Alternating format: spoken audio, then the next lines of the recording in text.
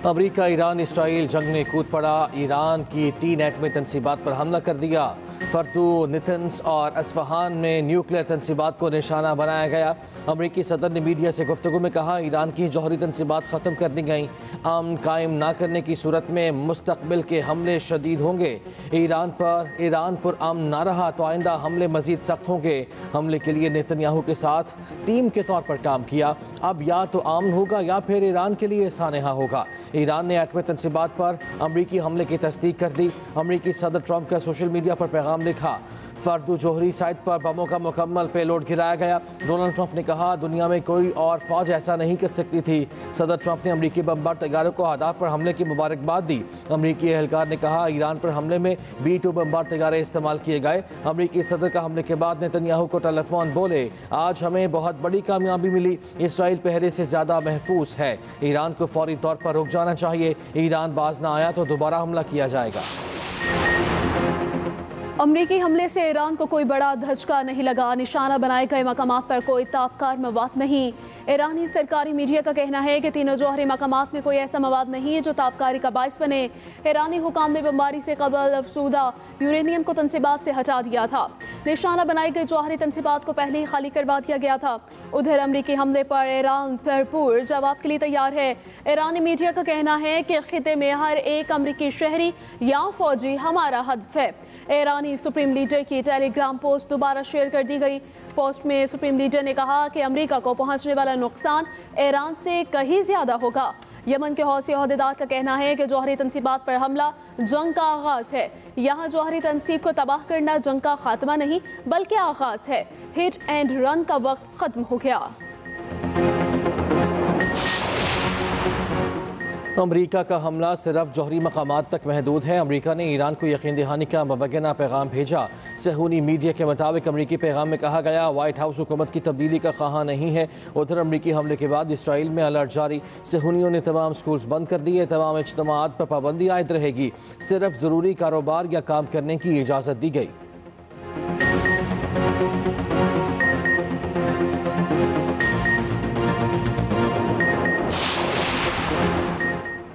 Iran अपनी जौहरी सरगर्मियां नहीं रोकेगा, ना ही सिविलियन जौहरी प्रोग्राम आगे बढ़ाने के हक से दस्तबरदार होगा। एटमी प्रोग्राम जंग से छीना नहीं जा सकता। ईरानी सदर ने फ्रांसीसी सदर को वाज़ेह बता दिया। कहा, ईरान अपनी जौहरी सरगर्मियों पर एतमाद के लिए गारंटी देने को तैयार है। उनकी तरफ से इसराइली हमलों का जवाब मज़ीद तबाहकुन होगा। फ्रांसीसी सदर ने राबते के दौरान कहा, ईरान जौहरी हथियार हासिल नहीं करेगा। ईरान को तमाम जमानतें देनी होंगी कि उसका जौहरी प्रोग्राम पुरअमन था।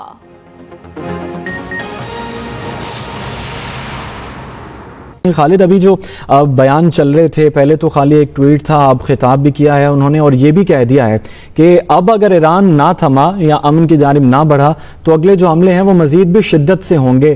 क्या समझते हैं अब मजीद ये काम बढ़ेगा और ईरान की जानिब से क्या रद्द-ए-अमल आ सकता है? देखिए जी, ये जो बयान है ये बड़ा इंतहाई खौफनाक बयान है कि वो अभी हमले करेंगे। उनका ये डोनाल्ड ट्रंप ने अभी जो प्रेस कॉन्फ्रेंस की है मीडिया में, जो उन्होंने गुफ्तगू किया है, उनका ये मौक़िफ़ था कि अगर ईरान इस मामले में अपना संजीदगी का मुजाहरा नहीं करता तो उसके ऊपर दोबारा से बड़े शिद्दत के साथ हमले किए जा सकते हैं। ये चीजें जो है ये इंतहाई खौफनाक हैं इस पूरे रीजन के लिए, पाकिस्तान के लिए और मिडिल ईस्ट क्या इस पूरे रीजन के लिए ये सारी चीजें बड़ी खौफनाक हैं कि इस सिक्के के बाद क्या हो सकता है। इसके बाद यही हो सकता है कि जो सिविलियन आबादी है उसको टारगेट किया जाए, रजीम चेंज किया जाए, यहाँ पे लोगों को टारगेट किया जाए। अब तो क्योंकि उसकी जो दफाई सलाहियत है वो तो खत्म कर दी है अमेरिका ने। जो 3 एटमी तनसीबात थी उनको तो उसने ऐलान कर दिया कि हमने ये सारी खत्म कर दी हैं। अब उसके बाद अवाम ही बचते हैं, जिस तरह उन्होंने गजा में किया इजराइल ने। अब उनका यही इरादा लग रहा है कि वो ईरान में भी इसी तरह की सूरत हाल पैदा करेंगे। इसी तरह के अज़ाइम लग रहे हैं। हमें किसी किस्म की अच्छी तवक्कुआत नहीं रखनी चाहिए कि इस हमले के बाद कोई रुक जाएगा या कोई जाहिरियत का मुजाहरा नहीं करेगा या अखलाकियात का मुजाहरा करेगा, डिप्लोमेटिकली तो बेहतर रिएक्ट करेगा। इस बारे में हमें किसी किस्म के खदशात में नहीं जाना चाहिए। ये एक हमला हो गया है, एटमी तनसीबात को टारगेट किया गया है, उनको तबाह किया गया है। इसके बाद अब कुछ बाकी गुंजाइश बाकी बचती नहीं है तो उन्होंने मजीद क्या करना है। अब तो वो सब कुछ कर सकते हैं क्योंकि उन्होंने एक मुल्क की सलाहियत ही खत्म कर दी है। उनका ये मौक़िफ़ है कि हमने तीनों शहरों की जो एटमी तनसीबात थी उनको खत्म कर दिया। अब खाली एटमी तनसीबात खत्म करना मकसद नहीं था। इनकी जो टेक्नोलॉजी है, मिसाइल टेक्नोलॉजी है, उसको खत्म करना भी मकसद है और बड़ी हद तक उसमें वो कामयाबी भी उन्हें हासिल की। इजराइल पहले अटैक करता रहा, अब अमेरिका ने अटैक किया है। तो इस सारी सूरत हाल में हम देखते हैं कि ये इंतहाई खौफनाक इकदाम है। डोनाल्ड ट्रंप का जो लबो लहजा है, अभी हमने देखा कि उनका लबो लहजा उसी तरह का ही है जैसे एक डिक्टेटर का होता है। एक इलाके में एक बड़े ताकतवर शख्सियत के रूप में वो सामने आए और उनका ये मौक़िफ़ है कि हम मजीद हमले भी कर सकते हैं और इसकी शिद्दत में मजीद इजाफा हो सकता है। ये एक थ्रेट है इस पूरे रीजन के लिए कि किसी भी मुल्क को इस तरह निशाना बनाया जा सकता है। पाकिस्तान इससे बहुत मुतासर होगा। ये जो जंग इस वक्त जारी है, इससे पाकिस्तान, क्योंकि हमसाया मुल्क है ईरान का और पाकिस्तान के पास भी एटमी टेक्नोलॉजी मौजूद है और पाकिस्तान को इस सारी सूरत हाल के बारे में सबसे ज्यादा डैमेजिंग जो है वो पाकिस्तान ही होगा। अगर कोई ताबकारी के असरात आते हैं, कोई इस रीजन में मजीद गड़बड़ होती है तो वो पाकिस्तान के ऊपर भी प्रेशर बढ़ेगा। अगर ईरान में मजीद वो हमले करते हैं तो महाजरीन भी पाकिस्तान शिफ्ट होना शुरू हो जाएंगे, जैसे माजी में अफगानिस्तान से बहुत बड़ी तादाद में लोग यहाँ पे शिफ्ट हुए। ईरान से भी जब वहाँ पे भी हालात खराब हुए तो उस वक्त भी ईरानी लोग बहुत बॉर्डर क्रॉस करके पाकिस्तान आए थे। अगर वहाँ पे मजीद गड़बड़ की जाती है, वहाँ हमले किए जाते हैं तो पाकिस्तान के ऊपर मजीद प्रेशर बढ़ेगा, रेफ्यूजीज पाकिस्तान में आना शुरू हो जाएंगे, हमें बॉर्डर अपने खोलना पड़ेंगे क्योंकि ये ब्रादर इस्लामी लोग है। हम किसी भी लिहाज से उनको तरह किस लिहाज से अखलाकी लिहाज से नहीं छोड़ सकते। लिहाजा हमारी जो तरजीहात हैं वो अब क्या होनी चाहिए कि हमें इस जंग को रोकने के लिए अपना किरदार अदा करना चाहिए।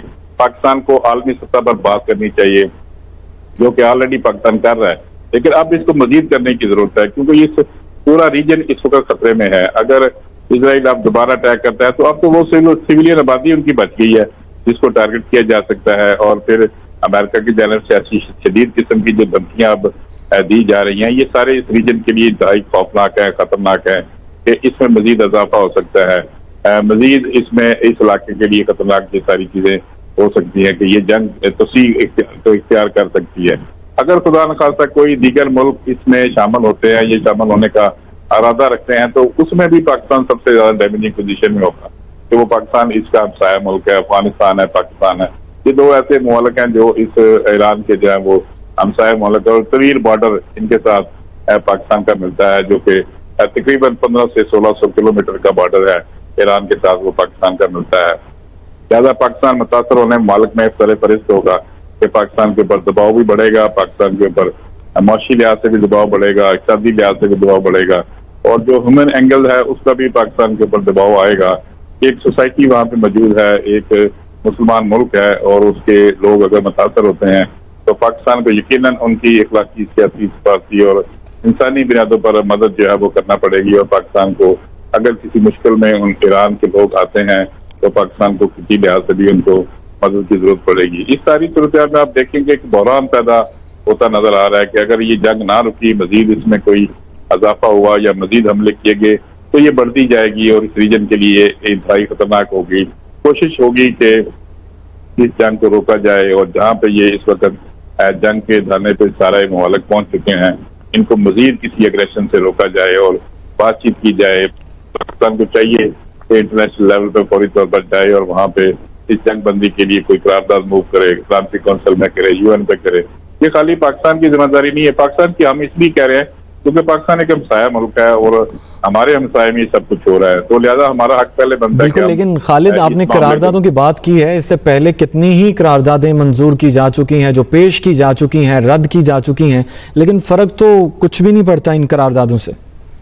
जी देखिए, बिल्कुल ये सही बात है आपकी, क्योंकि पाकिस्तान जब भी करारदाद लेके जाता है तो वो उस करारदाद को या तो वीटो हो जाती है, अगर मंजूर भी हो जाए तो करारदाद का कोई मकसद नहीं होता।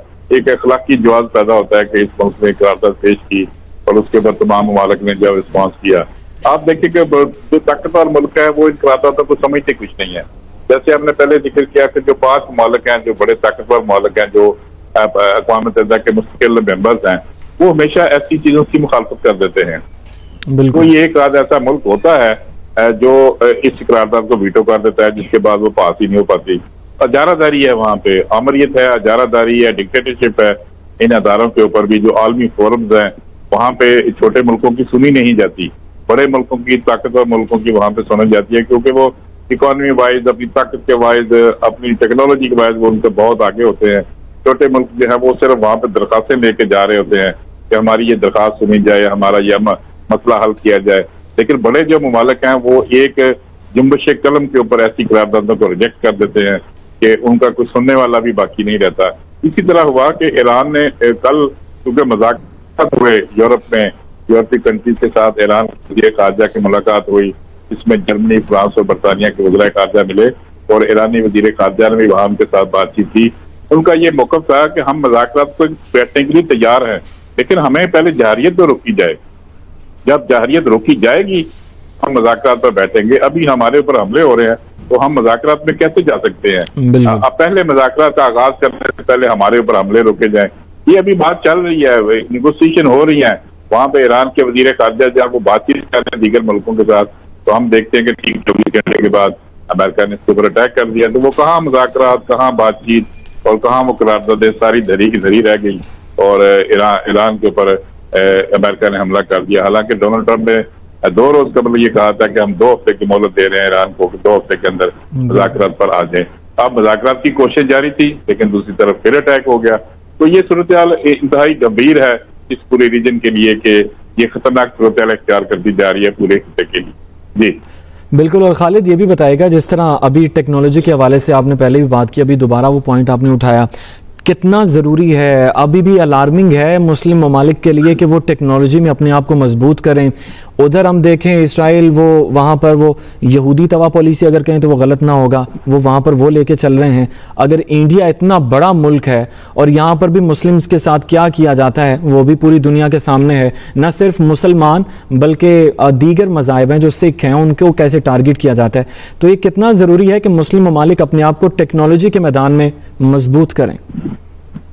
जी देखें जी, आप देखा कि मुसलमान ममालिक हमेशा पूरी दुनिया में टारगेट है। पाकिस्तान एक वाहिद इस्लामिक स्टेट है जो न्यूक्लियर कैपेसिटी रखती है, उसके पास सलाहियत मौजूद है। दूसरी ईरान जो है वो अपनी कोशिशें कर रहा था गुज़श्ता 20 साल से कि वो इस टेक्नोलॉजी का हसूल मुमकिन बना सके, लेकिन उसके ऊपर इतनी सैंक्शन थी, इतनी पाबंदियां थी कि वो किसी भी लिहाज से वो सिर्फ टेक्नोलॉजी को जो जिद्दत उसमें नहीं ला सका, उसको मुकम्मल नहीं कर पाया।